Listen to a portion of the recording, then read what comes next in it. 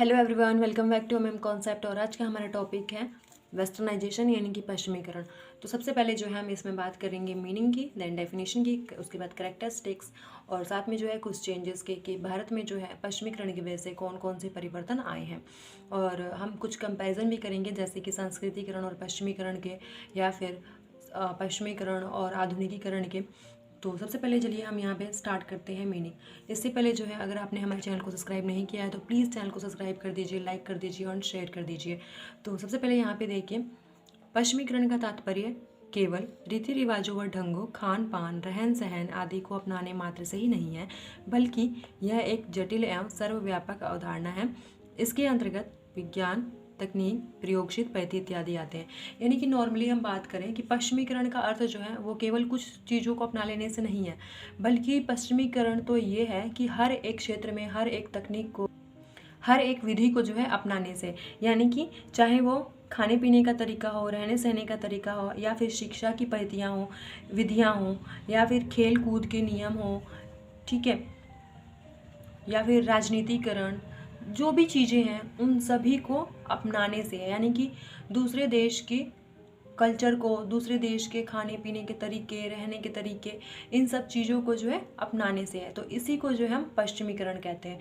यानी कि एक एग्जांपल से यहाँ पे आप समझ सकते हैं, हम बर्गर खाते हैं, पिज़्ज़ा खाते हैं, ठीक है, स्प्रिंग रोल, ये सब चीज़ें क्या हैं, ये हमारे देश की या फिर हमारे भारत का कल्चर नहीं है ये सब खाना, ठीक है। ये हमने किसी और देश से अपनाया है, जो कि हमें आज बहुत टेस्टी लगते हैं ना। साथ में अगर हम यहीं पे वस्त्र की बात करें, रहने के तरीके के या फिर पहनावे के तरीकों की बात करें, तो जीन्स पहनना, टॉप पहनना, ये हमारे देश का कल्चर नहीं है। लड़कियां हमारे देश में ये सब नहीं पहनती थी, ठीक है। तो ये जो है एक वेस्टर्न तरीका है जिसको कि हमने अपने जीवन में ढाला है। तो ये जो है एक पश्चिमीकरण का तरीका है, ठीक है।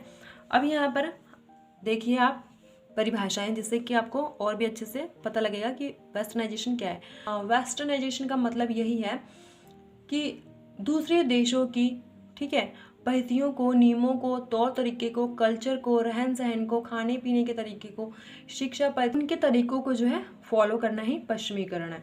तो यहाँ पर आप देखिए परिभाषा। फर्स्ट परिभाषा यहाँ पर है डॉक्टर श्रीनिवासन के अनुसार। इन्होंने क्या कहा है कि मैंने पश्चिमीकरण शब्द का प्रयोग भारतीय समाज व संस्कृति में उन परिवर्तनों के लिए किया है जो 150 वर्षों से अधिक समय के अंग्रेजी राज के परिणाम स्वरूप उत्पन्न हुआ है।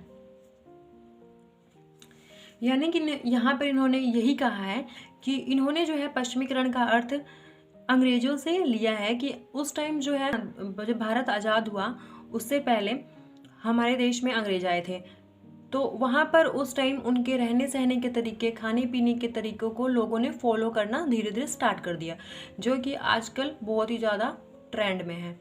तो इसी को जो है इन्होंने वेस्टर्नाइजेशन कहा है। अब देखिए यहाँ पर सेकंड परिभाषा जो कि लिंच ने दिया है। उनके अनुसार जो है पश्चिमीकरण में पश्चिम पोशाक, खान पान, तौर तरीके, शिक्षा, विधियां और खेल मूल्य आदि को सम्मिलित किया जाता है। ये जो है लिंच ने कहा है। जैसे कि मैंने आपको अर्थ में स्पष्ट कर दिया था कि वेस्टर्नाइजेशन क्या है।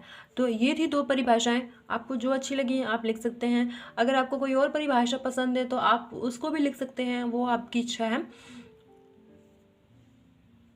अब हम बात करने वाले हैं पश्चिमीकरण की विशेषताओं की। सबसे पहले फर्स्ट पॉइंट है नैतिक रूप से तटस्थ। तो इसका अर्थ क्या है, यानी कि जो पश्चिमीकरण है वो नैतिक रूप से एक तटस्थ अवधारणा है, ठीक है। और ये जो है हमें ये नहीं बताती कि क्या चीज़ गलत है, क्या चीज़ सही है, बल्कि ये जो है सिर्फ चेंजेस को दिखाती है, ठीक है। इसको जो है कोई फ़र्क नहीं पड़ता कि क्या चीज़ अच्छी हो रही है, क्या चीज़ बुरी हो रही है। ये सिर्फ जो है उन चेंजेस को दिखाता है कि कौन कौन से चेंजेस हुए हैं, इसलिए जो है ये एक नैतिक रूप से तटस्थ अवधारणा है। नेक्स्ट है यह एक व्यापक अवधारणा है। यहाँ पर व्यापक मतलब कि बहुत ही फैला हुआ या फिर बहुत ही ज़्यादा, यानी कि बहुत ही बड़े लेवल पे या फिर बहुत ही ज़्यादा बड़े स्तर पर होना, ठीक है। तो ये जो है एक ऐसी व्यापक अवधारणा है जो कि हर क्षेत्र में फैली हुई है, चाहे वो फैशन हो, ठीक है, या फिर खाना पीना, रहन सहन, यातायात, संचार, कला, शिक्षा, राजनीति, अन्य जो संस्थाएं हैं उन सभी में भी होता है। तो इसलिए जो है यह एक व्यापक अवधारणा है। नेक्स्ट है अनेक प्रारूप। तो इसके जो है अनेकों प्रारूप हैं, जैसे कि अंग्रेजी, अमेरिकी, रूसी, अनेक ऐसे जो है प्रारूप या फिर आदर्श हमें देखने को मिलते हैं, जिनकी वजह से जो है हमारे भारत में अनेक प्रकार के परिवर्तन आए, जिनकी वजह से जो है भारत में वेस्टर्नाइजेशन आया। और वेस्टर्नाइजेशन जो है वो अंग्रेजों की ही देन है, उनसे ही जो है हमने वेस्टर्नाइजेशन का तौर तरीका सीखा है। और साथ में अंग्रेज ही थे जिन्होंने कि भारतीयों को सामाजिक, आर्थिक, राजनीतिक अनेक ऐसे क्षेत्र हैं जिनसे कि उन्होंने परिचित करवाया। नेक्स्ट पॉइंट है एक वैज्ञानिक अवधारणा है। अब यहाँ पर जो पश्चिमीकरण है वो वैज्ञानिक अवधारणा कैसे है? ये वैज्ञानिक अवधारणा इसलिए है क्योंकि आज के समाज में जो भी चीज़ें घटित हो रही हैं या फिर कोई भी घटना हो रही है तो उसका जो वर्णन है या फिर उसका विश्लेषण जो है वैज्ञानिक तरीके से किया जा सकता है, इसलिए जो है यह एक वैज्ञानिक अवधारणा है। नेक्स्ट है 5th पॉइंट, चेतन और अचेतन प्रक्रिया। अब यहाँ पर चेतन और अचेतन का क्या अभिप्राय है? चेतन मतलब यह है कि जो चीज़ें हमने जानबूझकर अपनाई है, जिन कल्चर को, जिन हमने पहनावों को, यानी कि कोई भी चीज़ जो है जिनको कि हमने जानबूझकर ग्रहण किया है वो चेतन प्रक्रिया होगी। साथ में अचेतन जो कि वेस्टर्नाइजेशन के प्रभाव में आकर चेंज तो नहीं करना चाहते थे लेकिन जो है उन पर प्रभाव पड़ा और उन्होंने उन चीज़ों को ग्रहण कर लिया, जानबूझकर नहीं अनजाने में, तो उसे हम अचेतन प्रक्रिया कहेंगे। नेक्स्ट पॉइंट है जटिल तथा बहुस्तरीय प्रक्रिया। अब यहाँ पर जो पश्चिमीकरण है वो एक जटिल प्रक्रिया है और साथ में जो है इसका सामाजिक, राजनीतिक, धार्मिक, आर्थिक और प्रौद्योगिकी क्षेत्रों में जो है अनेक प्रभाव देखने को मिलता है। पश्चिमीकरण जो है वो समाज के विभिन्न क्षेत्रों में जो है भिन्न भिन्न प्रभाव डालता है। कोई पक्ष जो है वो अधिक प्रभावित हुआ है जिसकी वजह से वो उसमें परिवर्तन ज़्यादा हुए हैं, और कोई क्षेत्र ऐसे हैं जिनमें कि उसका प्रभाव बहुत ही कम हुआ है, जिनकी वजह से बहुत ही कम उनमें चेंजेस हुए हैं।